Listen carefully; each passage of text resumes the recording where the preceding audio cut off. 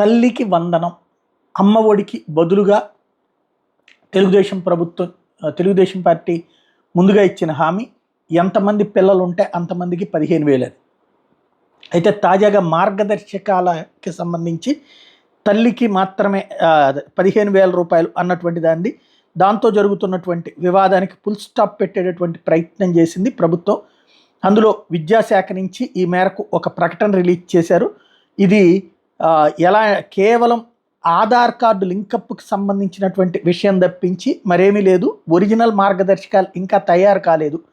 ఇంతకుముందే మనం చెప్పుకున్నాం, దాంట్లో ఒరిజినల్గా ప్రభుత్వం స్పష్టతనివ్వాల్సి ఉందే. ఇప్పుడు ఈ విధమైనటువంటి ప్రకటన ఇచ్చింది ఉన్నత విద్యాశాఖ.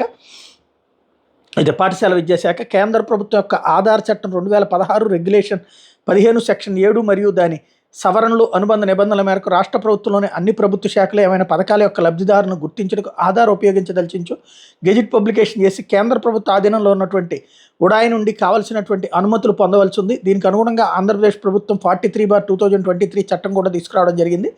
అలాగనే ఆంధ్రప్రదేశ్ ప్రభుత్వం ITE&C డిపార్ట్మెంట్ వారు ఉత్తర్వులు తేదీ 21/5/2021 ద్వారా ఇదే విషయం తెలియజేస్తూ ప్రభుత్వ శాఖల వారు గెజిట్ పబ్లిష్ చేయవలసిందిగా తెలియజేశారు. లేని ఎడల ఆధార్ సేవల్లో అంతరాయం కలుగునని కూడా తెలియజేశారు. దీనికి అనుగుణంగా రాష్ట్ర ప్రభుత్వంలోని అనేక శాఖలు ఆధార్ వినియోగించడానికి ఇటువంటి గెజిట్ పబ్లికేషన్లు ఇదివరకు ఇవ్వడం జరిగింది. ఈ సందర్భంలోనే కమిషనర్ పాఠశాల విద్యాశాఖ వారి ప్రతిపాదనలతో పాఠశాల విద్యాశాఖ GOMS నెంబర్ 29 తేదీ 9/7/2024 కూడా ఆధార్ వినియోగించి గెజిట్ పబ్లికేషన్ ఇవ్వడం జరిగింది. ఇది కేవలం కేంద్ర ప్రభుత్వ ఆధార్ నిబంధనలకు అనుగుణంగా తీసుకున్న చర్య మాత్రమే. తల్లికి వందనం పథకం సంబంధించినటువంటి మార్గదర్శకాలు ప్రభుత్వం ఇంకనూ ఖరారు చేయాల్సి ఉంది.